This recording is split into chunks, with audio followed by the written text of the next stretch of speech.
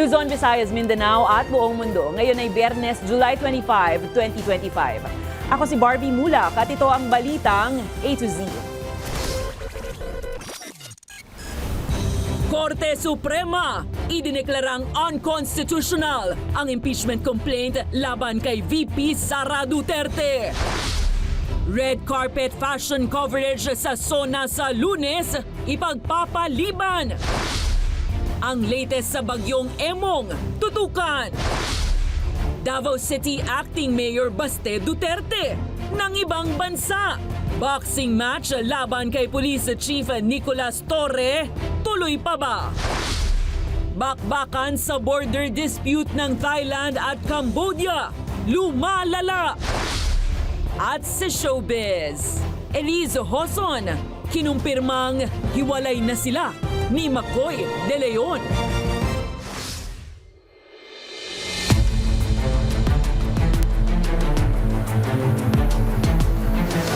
Magandang gabi, pambungad sa ating newscast. Tinuldukan na ng Korte Suprema ang mga debate ukol sa konstitusyonalidad ng impeachment laban kay VP Sara Duterte. Ayon sa Korte Suprema, hindi maaaring umusad sa Kamara ang impeachment proceedings laban sa isang opisyal ng mahigit isang beses sa loob ng isang taon. Narito ang ating balitang A to Z. Huling Biyernes bago ang muling pag-convene ng 20th Congress, ibinaba ng kataas-taasang hukuman ang desisyon ukol sa napipintong impeachment trial ni VP Sara Duterte. In a unanimous decision today, July 25, 2025, the Supreme Court en banc declared the articles of impeachment against Vice President Sara Duterte unconstitutional. Ayon sa Supreme Court, nilabag ng naturang impeachment ang saligang batas na nagbabawal na i-impeach ang isang opisyal ng mahigit sa isang beses sa loob ng isang taon. Matatandaang taong 2024, inihain ng 3 impeachment complaints kontra kay VP Sara kaugnay sa umano'y anomalya sa confidential funds. Ang ika-4 na complaint ang umusad at pinagbotohan ng mga kongresista at ipinadala sa Senado. Therefore, the Senate could not acquire jurisdiction over the impeachment proceedings. Ikinatuwa naman ng kampo ng ikalawang Pangulo ang desisyon at sinabing ipinagtibay nito ang dati na nilang argumento na unconstitutional ang ika-4 na impeachment complaint. Nagbunyi naman ang Duterte ally na si Senator Ronald Bato de la Rosa at sinabing ginabayan ng Espiritu Santo ang Korte Suprema upang matalo ang anyay puwersa ng kadiliman. Si Senator Amy Marcos naman nananawagang igalang ang desisyon ng Korte at itigil na ang away politika. Pahayag naman ng Malacanang, respetuhin din ang Korte Suprema at magtiwala sa institusyon. Pero sa Kamara, ayon kay Representative Leila de Lima, hindi pa tapos ang laban. Hindi anya nangangahulugang nabura na ang kasalanan dahil nakabase ang desisyon ng Korte sa teknikalidad. Unanimous ang desisyon ng Supreme Court 13-0 pabor sa pagbasura ng impeachment complaint pero dagdag ng SC. Hindi nito isinasara ang posibilidad ng refiling ng articles sa Pebrero 2026 o isang taon matapos ma-impeach si Vice President Duterte. Kumpiyansa si Senator Cheese Escudero na mananatili siya sa pwesto bilang Senate President sa muling pagbubukas ng 20th Congress sa July 28. Giit ni Escudero, patuloy na sumusuporta sa kanya ang karamihan sa mga senador pero walang anumang deal o kapalit na nabanggit para sa pagpabor sa kanya. Anya, lahat ay dapat dumaan sa botohan at open debate sa plenaryo. Magugunitang matunog din na posibleng maupo bilang Senate President si Senator Tito Soto. Si Senator Bato na rin yung nagsabi dahil nakita niya yung uri at klase ng pagtatrabaho na ginawa ko nung ako'y nanilbihan bilang Senate President. Ladies and gentlemen, His Excellency Ferdinand Romualdez Marcos Jr. Mabuhay po kayo at mabuhay ang bagong Pilipinas. Suspendido ang klase sa lahat ng antas sa pribado at pampublikong paaralan sa Quezon City sa Lunes, July 28. Ayon sa Quezon City LGU, layon ng citywide class suspension na maiiwas ang mga mag-aaral na maipit sa trapiko. Gayon din na makapakinig ang mga ito sa ika-4 na State of the Nation address ni Pangulong Ferdinand Bongbong Marcos Jr. sa Batasan Complex. Wala munang red carpet fashion coverage sa darating na State of the Nation address ng Pangulo sa Lunes. Utos ng House Secretary General, gawing simple ang pagtitipon sa gitna ng panahon ng sakuna. Ang balitang A to Z ni Kim Salinas. Ganito ang red carpet sa nagdaang mga State of the Nation address, mala fashion show ang pagrampa ng mga bisita, bukod pa sa kaliwat ka ng photo off at interviews. Pero sa SONA sa Lunes, wala munang pabonggahan sa red carpet. Batay sa memorandum ni House Secretary General Reginald Velasco, tatanggalin muna ang fashion coverage at photo setups bilang pakikiisa sa mga kababayang apektado ng mga sakuna ngayon. This time po, ito ay magiging isang mas formal lang po na pagtitipon para sa ulat ng ating Pangulo. Nandoon pa rin naman po yung ating red carpet kumbaga para sa entrance, no, pero hindi na siya para maging isang fashion show pa. May red carpet bilang pagsunod sa official protocol, ngunit ang mga bisita ay diretsyo na sa plenaryo. Kaugnay naman sa kumpirmadong bilang ng mga bisita, ayon sa House SecGen, confidential ito dahil sa seguridad, ngunit may impormasyong hindi lahat ng mga senador ay dadalo. Pero kung ang absent ba ay si Senador Bato de la Rosa, so far ang confirm sa Senate since yesterday, 21. Hindi ko makonfirm kung nandun siya pero yun lang ang word na na-receive namin sa Senate. Samantala, all systems go na rin ang PNP Highway Patrol Group. May mga nakatalagang Regional Highway Patrol Unit sa National Capital Region, Central Luzon at Calabarzon para sa seguridad. 147 personnel ang imaman po ng inyong PNP HPG para po dito sa mga nabanggit po natin border controls and hindi baba sa 61 na motorcycle units and 17 na motor vehicles. Nakatakda rin ng send-off ceremony ng mga tauhan ng Philippine National Police ngayong weekend kasama ang mga kawani ng iba pang mga ahensyang maglilingkod sa SONA. Para sa Balitang A to Z, Kim Salinas. Itinuturing ni Senate President Francis Cheese Escudero na masalimuot ang kalagayan ng bansa ngayon at inaasahang diringgin at bibigyang pansin ito ni Pangulong Bongbong Marcos Jr. sa kanyang ika-4 na SONA sa Lunes. Binigyang diin ni Escudero na ang bangayang politikal sa pamahalaan ay hindi nakatutulong sa pangunahing problema ng mga Pilipino. Anya, ang kapakanan ni Juan de la Cruz ang dapat na layunin ng mga pinuno at hindi ang pansariling agenda. Masalimuot dahil sa dala ng mainit na bangayan sa politika dahil sa mga naganap nitong nagdaang mga buwan papunta sa eleksyon ng 2025.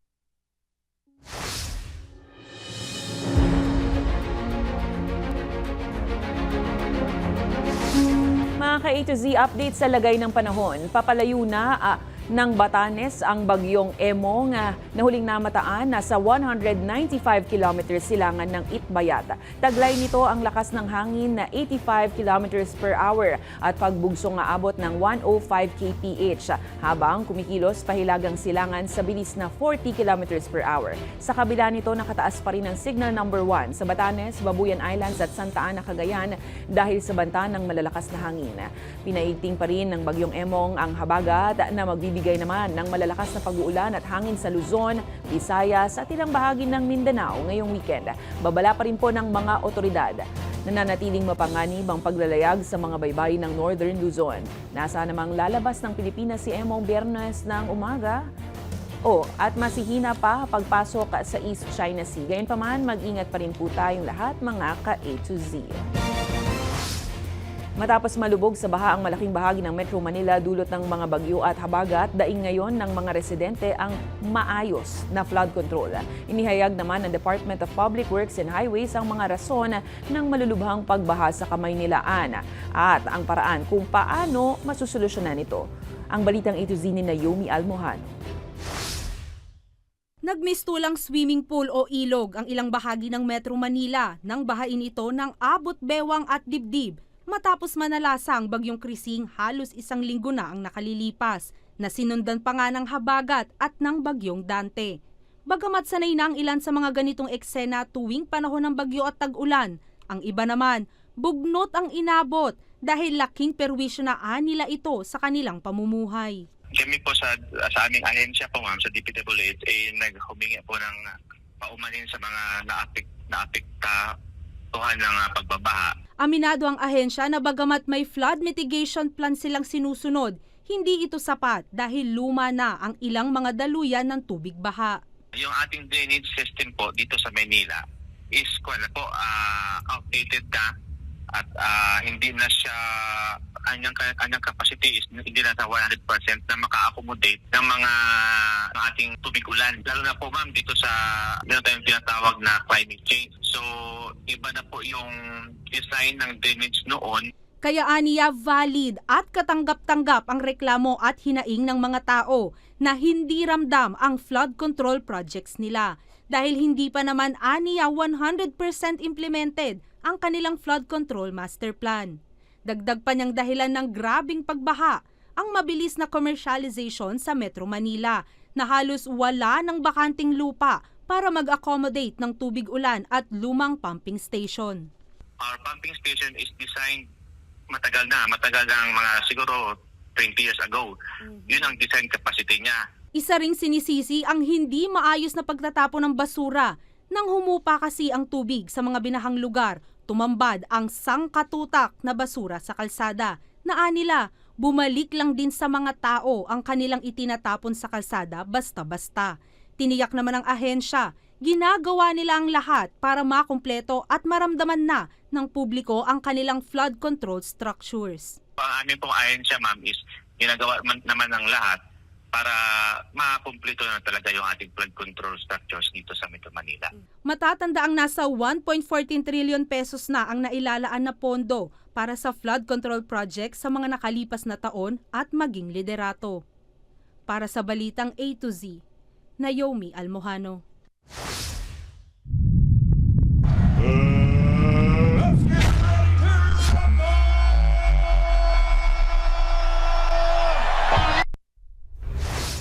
Inaayos na ang magiging boxing ring sa Rizal Memorial Coliseum na pagdarausan ng charity boxing match nina Acting Davao City Mayor Baste Duterte at Police Chief General Nicolas Torre III.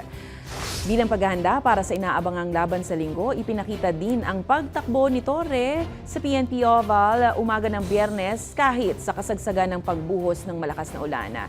Inanunsyo naman na rin ng Games and Amusement Board ng Office of the President ang Resolution Number 2025-08 para maging legal at tiyakin ang integridad at kaligtasan ng boxing match ng General at ng Batang Duterte. Kasama rin sa inilabas na resolusyon na kailangan magrekomenda ang ahensya ng kwalipikado at accredited na referee.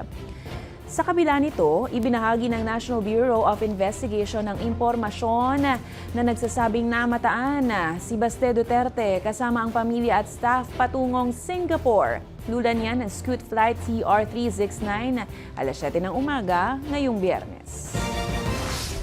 Susunod, maayos na pagtrato sa mga hayop sa Arangke Market, panawagan ng Animal Welfare Group. At bakbakan sa border dispute ng Thailand at Cambodia, lumalala. Abangan ang kumpletong ulat sa pagbabalik ng Balitang A to Z.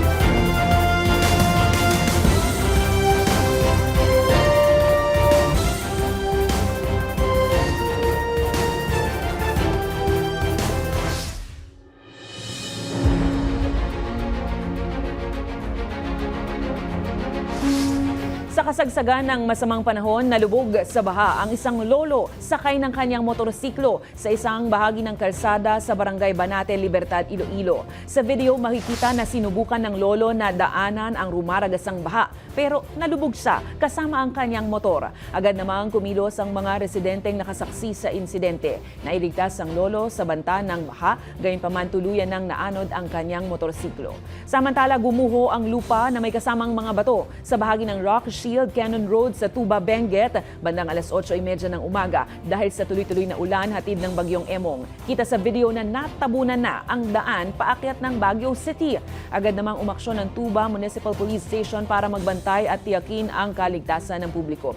Patuloy naman na hindi nadaraanan ng kalsada ngayon kaya't hinihikayat ang mga motorista na paakyat ng Baguio o papuntang La Union na dumaan sa Ben Palispis o kaya sa Marcos Highway o sa Nagilian Road para iwas sa barya. Wala namang nasugatan sa naturang insidente. Kinastigo ng isang animal welfare group ang umano'y hindi maayos na pagtrato sa mga hayop sa pet shop sa Arangke Market sa Maynila, kung saan may mga namatay umanong hayop sa kasagsagan ng pagbaha doon. Apela ng welfare group magpatupad ng reforma sa kalakarang ito. May balitang A to Z si Ace Cruz. Lagpas tao ang baha sa Arangke Public Market sa Maynila noong July 22 matapos ang tuloy-tuloy na pag-ulan. Kabilang sa mga tindahan sa Arangke ay pet shops at batay sa social media post ng isang animal rights group, may namatay na mga hayop sa kasagsagan ng baha dahil sa hindi maayos na kondisyon. Sa open letter ng animal welfare advocate na si Rina Ortiz kay Manila Mayor Isko Moreno, hinamon niya ang lokal na pamahalaan at Bureau of Animal Industry o BAI na panagutin ang mga nasa likod ng insidente. Gate ni Ortiz, dapat tiyaking maayos ang pagtrato sa mga hayop sa pet shops alinsunod sa Republic Act 8485. Pinuntahan ng balitang A to Z ang ilang pet shops sa Arangke Public Market. Itinanggi ng isang store owner na may mga namatay na hayop dahil sa hindi maayos na pagtrato. Okay naman yung mga kulungan, hindi naman sira-sira. Tsaka hindi naman namin sila, wala namang namatay na hayop nun. Ayon pa sa may-ari, dati na nakaranas ng pagbaha ang public market na nasa lower ground floor ng isang building.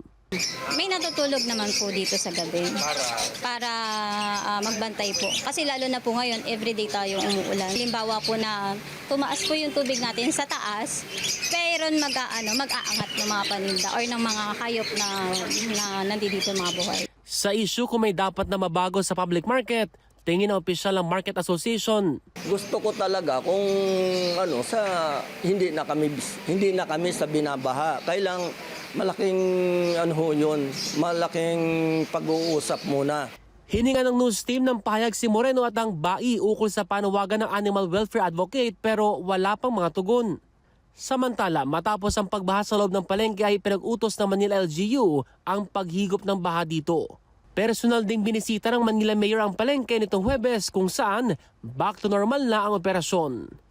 Para sa balitang A to Z, Ace Cruz.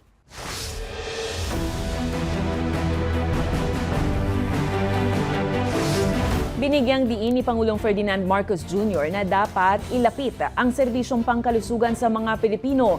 Hindi sila ang laging pupunta sa malalaking ospital. Sa paglulunsad ng PhilHealth Yakap Program o Yaman ng Kalusugan, layunin ng pamahalaan na mas mapalapit ang check-up, mga gamot, lab test at screening sa mga komunidad. Giit ng Pangulo, maraming namamatay sa mga probinsya dahil huling-huli nang nadadala sa ospital ang mga pasyente. Libre ring makakakuha ng cancer screening ang mga miyembro sa mga partner hospital basta may reseta mula sa primary care providers. Bakit masyadong mataas ang mortality rate kung tawagin sa mga malalaking ospital, sa regional hospital, sa mga provincial hospital? Pagka yung pasyente, ba't ang daming namamatay? At ang nagtatanong kami, ang sagot sa amin, simple lang. Dahil napakalayo ng ating malalaking ospital doon sa kanilang pinanggagalingan. At kaya napakahirap makapunta. Aabot sa mahigit 600 jeepney driver mula sa grupong Pasang Mazda sa Tayuman, Maynila ang nabigyan ng family food packs mula sa DSWD. Naparalisa kasi ang kanilang hanap buhay ng halos isang linggo dahil sa tuloy-tuloy na ulan at baha hatid ng habagat. Ayon sa grupo, malaki ang epekto ng masamang panahon sa kabuhayan ng mga tsupera. Samantala, target ng DSWD na maabutan ng tulong ang nasa 1,500 na mga driver hanggang bukas po yan, araw ng Sabado. Pupunta rin ang ahensya sa mga lugar tulad ng Bulacan, Bataan at Pampanga para tutukan din ang mga mangingisdang apektado ng bagyo. Ngayong araw hanggang bukas 1,500 na family food packs ang madidistribute sa 1,500 na mga jeepney drivers na hindi na pumasada ng buong linggo.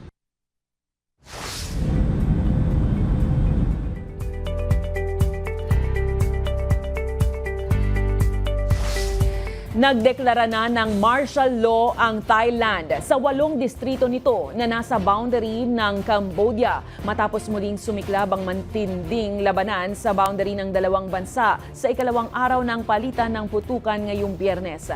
Dulot ito ng walang katapusang away sa boundary at teritoryo ng dalawang bansa. Umabot na sa 16 ang nasawi at lampas 100,000 na ang lumikas sa Thailand dahil sa nagpapatuloy na bakbakan. Habang nagsisisihan naman ang magkabilang panig sa paggamit ng heavy artillery at pag-target sa mga sibilyan. Tumanggi naman ang Thailand sa mga alok ng United States, ng China at Malaysia na magkaroon ng dialogo, lalo't mas target nito ang direktang pakikipag-usap sa Cambodia. Nananawagan ng ASEAN at US ng agarang tigil putukan para maiwasan pang lalong lumala ang giyera. Sa aming pagbabalik, Elise Hoson at Makoy De Leon. Hiwalay na. At Bel Mariano na mahagi ng tulong sa mga apektadong residenteng binaha sa Rizal. Manatiling nakatutok, kayo ay nanonood ng Balitang A to Z.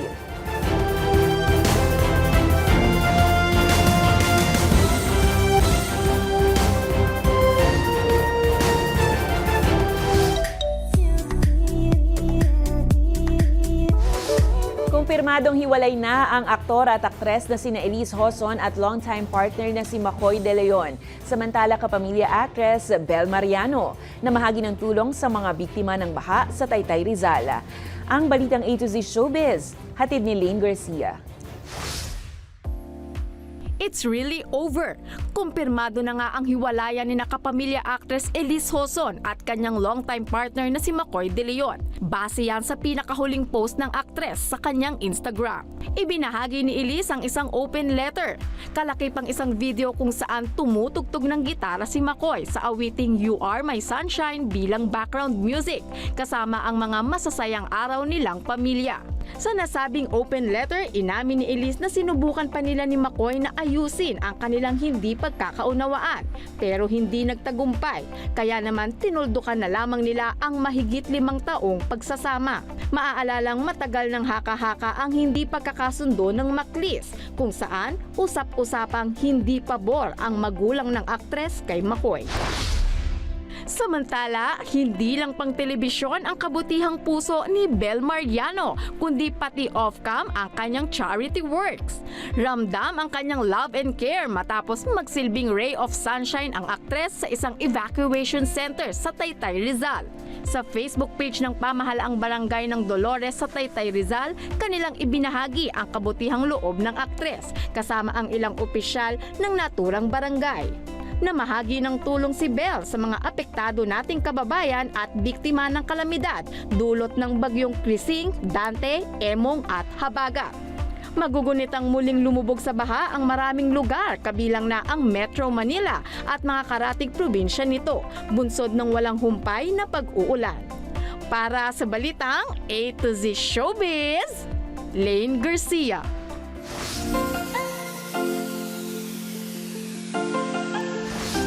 Likas sa mga Pinoy ang pagiging madiskarte. Ang isang ito nakaisip ng magandang libangan para sa kanyang mga pasahero para ang kanilang pagod sa maghapong trabaho tuluyang maalis. Panoorin. Nakakatawa. Nakakaaliw. Oo nga, ganda ng tunog.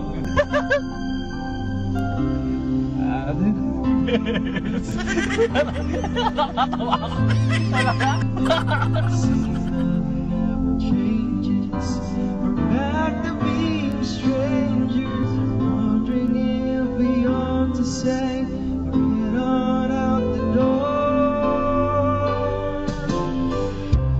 Just once, can we figure out? Yun lang, baka yung ibang pasahero ayaw nang bumaba. Kung kayo po ay may kwentong kakaiba, mga kwento ng pag-ibig o storya ng inspirasyon at pag-asa, maaari itong ibahagi. Sumali sa ating Facebook group na Balitang A to Z. Panoorin ang replay ng ating programa at sundan ang ating social media pages. Hanapin ang Balitang A to Z. Ang ating pabaong quote of the night ngayong Biyernes ay mula kay Supreme Court Associate Justice Marvic Leonen. Ang sabi niya, may tamang paraan para gawin ang tamang bagay sa tamang panahon. Ito ang diwa ng makatarungang batas. Ito ang ibig sabihin ng due process at pati sa impeachment. At yan po ang mga balita at impormasyon, mga kwentong may dalang inspirasyon na tinutukan ng Balitang A to Z. Ako po si Barbie Mulak. Maging maalam, makialam. Magandang gabi sa iyo, Pilipinas.